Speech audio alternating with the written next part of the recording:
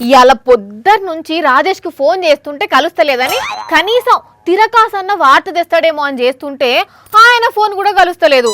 నాకెందుకో వీళ్ళిద్దరు కలిసి ఎడుకు పోయినరు అనిపిస్తున్నది.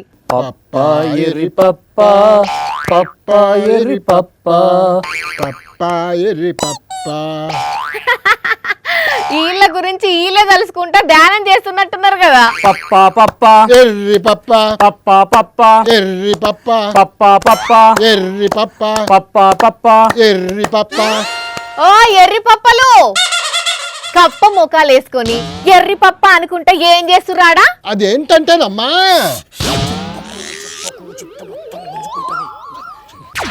చెప్పరా, ఏం చెప్పరు? అసలు ఎవరికి భజన చేస్తున్నారు మీరు అక్కడ కూర్చొని? చూపెట్టండి ఒకసారి. భజన ఏంది? భజన ఏం లేదు వాని. భజన లేదే పప్ప పప్ప ఎర్రి పప్ప పప్ప పప్ప ఎర్రి పప్ప అంటున్నారు అప్పటి నుండి. అంటే అది ఈ రోజు అన్నంలోకి ఏం పప్పుతో తిందామని అడిగితే ఎర్రి పప్పు సారీ ఎర్ర పప్పుతో తిందామని చెప్పుకుంటున్నావు అంతే.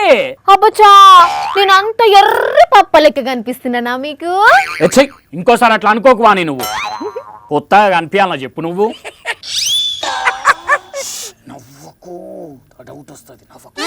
నాకేదో డౌట్ కొడుతున్నది. మీ ముందేమున్నా చూపియండ్రు ముందు. ఏందా మూట కొంపదీసి దయ్యాల పూజలు చేస్తున్నారా ఇద్దరు కలిసి? ఓయమ్మో, ఇంట్లో ఉన్న దెయ్యాన్నే చూడలేకపోతుంటే ఇంకా దెయ్యాల పూజలు ఎక్కడ చేస్తామమ్మా మేము? ఇంట్లో ఉన్న దయ్యాలా? పెళ్ళైన ప్రతి భర్త ఇంట్లో ఉంటదిలే ఒక దయ్యం. మీ ఆయన అడుగు చెప్తాడు ఆ దయ్యం ఏందో. అవునా, నాకు కనిపిస్తుంది ఆ దయ్యం? అద్దంలో చూసుకో కనిపిస్తుంది. నువ్వే అంత పెంట లేపెట్టినావు. ఇంకా నయ్యం టాపిక్ డైవర్ట్ చేసినా కాబట్టి సరిపోయింది. లేకుంటే హలో, టాపిక్ డైవర్ట్ చేయకుండ్రి. ఇంతకు ఆ మూటలు ఏమున్నా చూపియండి. అదేమ్మా సాములోరు. సాములోరా? సాములోరు కాదు, సాంబార్. అంటే ఇందాక ఎర్రపప్పు వండుకుందాం అనుకున్నాం కదా, దాంట్లోకి సాంబార్ అయితే బాగుంటది అంటున్నాడు కదా. మంచి మర్యాదకు ఆ మూటిప్యాన్లు ఏమున్నదో చూపిస్తారా లేదా? అయ్యో, అది ఇప్పుడు ఇప్పకూడదమ్మా, ఇంకా ఒక వారం టైం ఉంది. చూపిస్తారా? పోలీసులకు ఫోన్ చేసి వీళ్ళతో కథలు పడుతున్నారని చెప్పాలనా? అంత నువ్వు చేయబట్టే ఎందుకు ఓవర్ యాక్షన్ చేసినావు? ఇప్పిగా చూపెట్టు.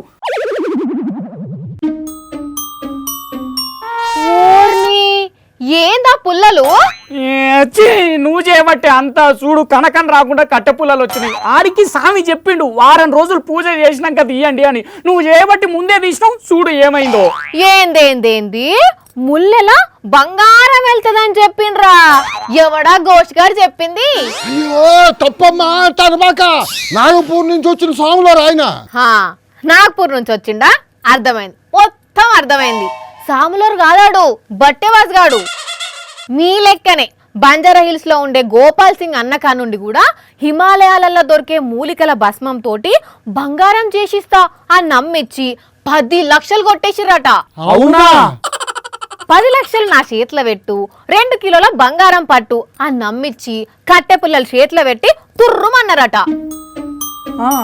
కావాలంటే ఆ అన్ననే చెప్తాడు ఈ నుండి. మీరు ఈ కొన్ని మందులు చెప్తాం, ఆ మందుల ద్వారా మీకు మీ పేరు మీద బంగారం వెళ్తుంది. అది ఇస్తే ఆ పండుగ తీసుకున్నాం, మీరు చెప్పిన పండుగలు తెచ్చుకుంటే కొన్ని తక్కువలే ఉంటాయని నమ్మించి. ఇన్నారా? ఆ గోపాలన్నకి ఎట్లా తెలిసింది మరి ఆ మూటలున్న పుల్లలు బంగారం కాలేదని? ఆ ముళ్ళ గట్టినోడు మీకు చెప్పినట్టే వారం రోజులు పూజ చేసినాక దియ్యమంటే అన్నకేదో అనుమానం వచ్చి 5 రోజులకే ఇప్పిండట. ఆయనతో చూస్తే ఉత్తే కట్టె పుల్లలున్నాయట. మాకు నువ్వు అడ్డం వస్తే ఆయనకు ఆయన 5 రోజులకు తీసి ఆగం చేసుకున్నాడు. అయితే వారం తర్వాత తీస్తే మంచిగా బంగారం వచ్చేది కదా. సిగ్గుండల్ని గింతనన్న. అరే, ఒక దిక్కొకలకు మోసం జరిగిందని చెప్తుంటే కూడా వారానికి తీస్తే వచ్చినేమో అనుడేంది? పిచ్చి నమ్మకాలు కాకుంటే. సర్లే తిట్టకు, బంగారం రాని దానికంటే ఎక్కువ నువ్వు తిడుతుంటేనే బాధ అవుతున్నది. నడుండి ఇంకా కూర్చున్నారేందో. పబ్లిక్ చూసిండ్రా?